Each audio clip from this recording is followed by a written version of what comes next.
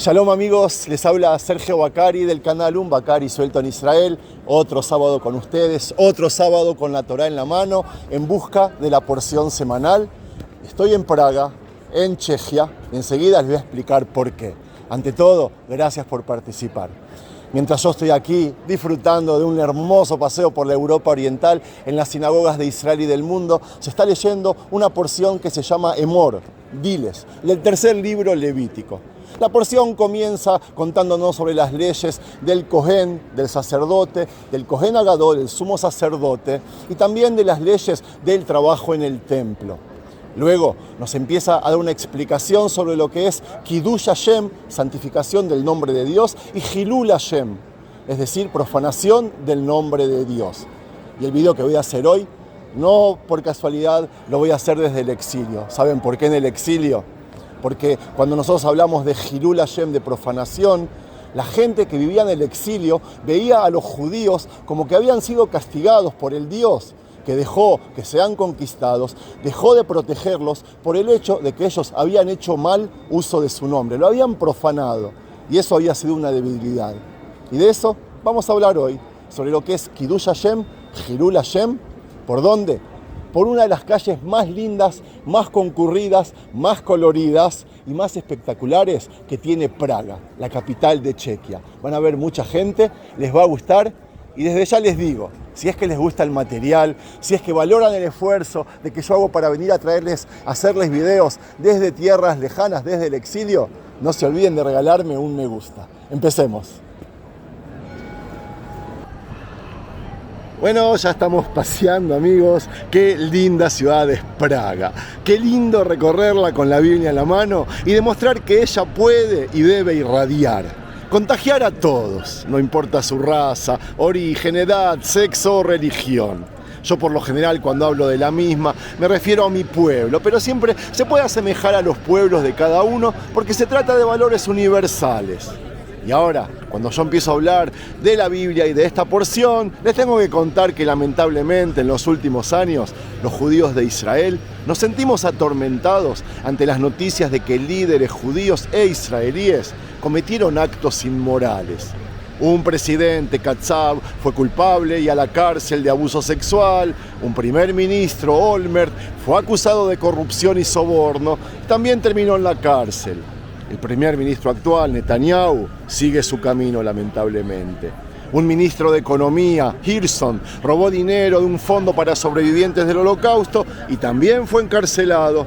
Y no solo en Israel, amigos, y no solo políticos, rabinos de mi país y de distintos países también fueron acusados de malversación financiera, acoso sexual o abuso infantil.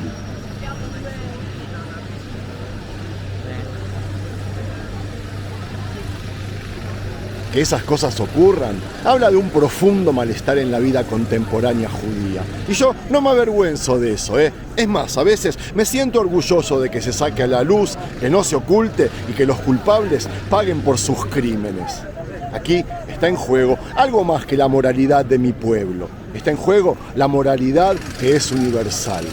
El soborno, la corrupción y el abuso de poder está mal, independientemente de quién sea el culpable, es verdad. Pero cuando los culpables son los líderes, hay algo más en cuestión. Está en juego los principios introducidos en nuestra porción de Kiddush Hashem y Hilul Hashem, como les dije al principio. El versículo 32 dice: Velo tejalelu et Shem kodshi benigdashti betoch bnei Israel ani Adonai mekadshechem. Amigos, como ven, los conceptos de Kiddush y Hilul Hashem tienen su historia. Aunque son atemporales y eternos, su desarrollo ocurrió a lo largo de todo el tiempo. En nuestra porción, según Ibn Ezra, el versículo tiene un sentido puntual. El capítulo en que ocurre ha hablado sobre los deberes especiales del sacerdocio y el cuidado extremo que se debe tener al servir a Dios dentro del santuario, como les decía al principio. Todo Israel es santo, pero los sacerdotes constituimos una élite santa dentro del hogar simbólico en el seno de la nación. Les recuerdo, yo soy uno de esos, de los sacerdotes. Y por lo tanto, las órdenes son una carga especial para que nosotros, los sacerdotes, tengamos el cuidado especial de todo lo relacionado a lo santo.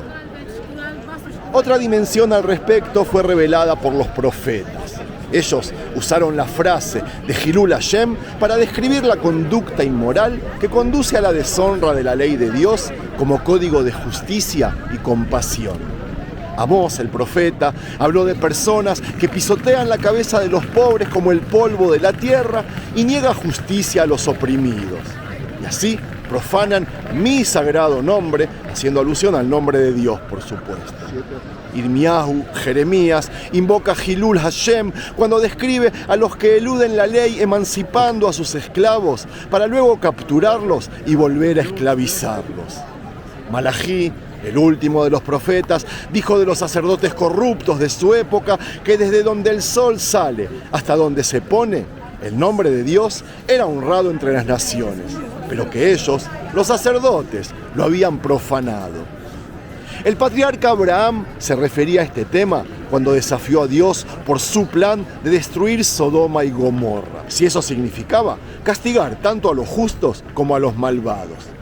Qué lejos, Jalil alejá, le dijo, Jalila viene de la palabra Hilul, sea que haga tal cosa. Dios y el pueblo de Dios deben estar asociados a la justicia. No hacerlo constituye Hilul Hashem, profanación del nombre de Dios. Amigos, una tercera dimensión mientras seguimos recorriendo esta hermosa ciudad y viendo tanta diversidad de gente, les cuento de que aparece en el libro Yehezkel. Y a ella me refería al principio. El pueblo judío, o por lo menos una parte significativa de nosotros, hemos sido forzados al exilio, no solo en Babilonia, sino también en los siglos posteriores. Pero Yehezkel se refería al primer exilio. La nación sufrió una derrota, el templo estaba en ruinas y para los exiliados era una tragedia humana. Nosotros habíamos perdido nuestro hogar, nuestra libertad y nuestra independencia. Y eso era también una tragedia espiritual. ¿Cómo podremos cantar las canciones del Señor en un país ajeno? Y Yehezkel, además de eso, vio que era también una tragedia para Dios. En el capítulo 36 de su libro, escribió que cuando Israel habitaba en su propia tierra, la profanaron con su conducta y sus acciones. Entonces Dios nos dispersó por las naciones y fuimos diseminados por entre las mismas. El exilio, como les dije antes, era el resultado de la profanación del nombre de Dios. Amigos, ayer les contaba la historia de los judíos de esta ciudad, de Praga, que en realidad fue similar a la de la mayoría de las comunidades judías del mundo. Y mucho tiene que ver con el castigo de Dios. Según muchos judíos, eso es parte del patos divino. Y yo me animo a decir que muchos gentiles aún siguen viéndonos de esa manera. Que habiendo elegido Dios identificar su nombre con el pueblo de Israel, el exilio parecería ser una retribución a los hijos de Israel como la falta de poder del Dios de Israel. Eso, dice Yehezkel, es Hilul Hashem, una profanación del nombre de Dios. Y hay un cuarto sentido, aquel que quedó claro en el período del segundo templo. Israel retornó a su tierra y reconstruyó el templo, pero fuimos atacados, primero por los griegos seleucidas y luego por los romanos. Los dos intentaron prohibir la práctica del judaísmo, y por primera vez el martirio fue una característica significativa de la vida judía. Fue entonces cuando surgió la pregunta, ¿bajo qué circunstancias debíamos sacrificar nuestras vidas, los judíos, para evitar transgredir la ley de Dios? Los sabios interpretaron que el versículo guardarás mis decretos y mis leyes, que la persona pueda guardar y vivir bajo ellos, como implicando que no deberíamos morir por ellos. Salvar una vida, entonces, pasó a preceder a la mayoría de los preceptos, salvo 3 excepciones. Las prohibiciones contra el asesinato, las relaciones sexuales prohibidas y la idolatría, en cuyo caso los sabios decretaron que era preferible morir antes de transgredirlos. También indicaron que en tiempos de persecución se debía resistir hasta la muerte, aún ante el pedido de cambiar los cordones de los zapatos. O sea, efectuar cualquier acción que pudiera interpretarse como pasarse al bando enemigo, traicionar y desmoralizar a los que permanecen firmes en su fe. Fue en ese tiempo que la frase Kiddush Hashem fue utilizada en el sentido de morir como un mártir. Una de las más estremecedoras de todas las respuestas colectivas del pueblo judío fue la de caracterizar a las víctimas del Holocausto como las que murieron por Kiddush Hashem, es decir, para santificar el nombre de Dios. Esta no era una obviedad, no era algo obvio. En el pasado, el martirio era la elección de morir por Dios.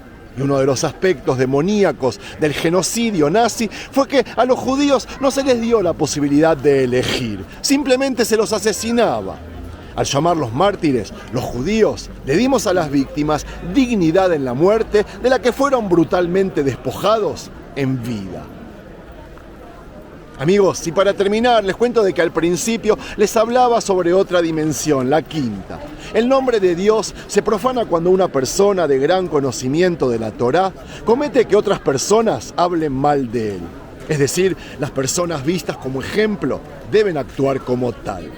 La devoción por Dios debe estar acompañada por un comportamiento ejemplar en relación al prójimo. Y cuando las personas asocian la religiosidad con integridad, decencia, humildad y compasión, el nombre de Dios así es santificado. Cuando lo asocian con desprecio por los demás y por la ley, el resultado entonces es la profanación del nombre de Dios. Amigos, durante casi 2000 años, el pueblo judío estuvo sin hogar, sin tierra, sin derechos civiles, sin seguridad y sin ni siquiera con la capacidad de conducir su destino. Incluso aquí en Praga, estuvimos dispersos en sitios como estos, entre gente extraña como esta que me está acompañando en el paseo. Y amigos, lo digo figuradamente, por supuesto, no me tomen a mal. A lo que quiero llegar es que ahí fue donde el Kiddush Hashem asumió su dimensión trágica del deseo de morir por la fe. Pero eso ya pasó. Actualmente, por tercera vez en nuestra historia, los judíos tenemos soberanía, independencia y libertad en la tierra prometida, en Israel. Además, tenemos igualdad en casi todo el exilio. Entonces, el concepto de Kiddush Hashem debería ser restablecido en su sentido positivo de decencia ejemplar en la vida moral. Hace mucho tiempo fuimos convocados a demostrar al mundo que la religión y la moral van de la mano. Nunca esto ha sido tan necesario como en esta era en la que la violencia motivada por la religión es terrible en algunos países. Ser judíos, según nuestros sabios, es estar dedicado a la propuesta de que amar a Dios significa amar a su imagen y amar a la humanidad. Y amigos, no hay desafío mayor ni más urgente en el siglo que vivimos, en el 21. ¡Wow! Me salió lindo el final, ¿verdad? En realidad todo el video. Yo, amigos, voy a seguir paseando, pero los voy a dejar a ustedes pensando en todo lo que les conté. Shalom desde Praga, República Checa. Shavua Tov, que tengan una hermosa semana.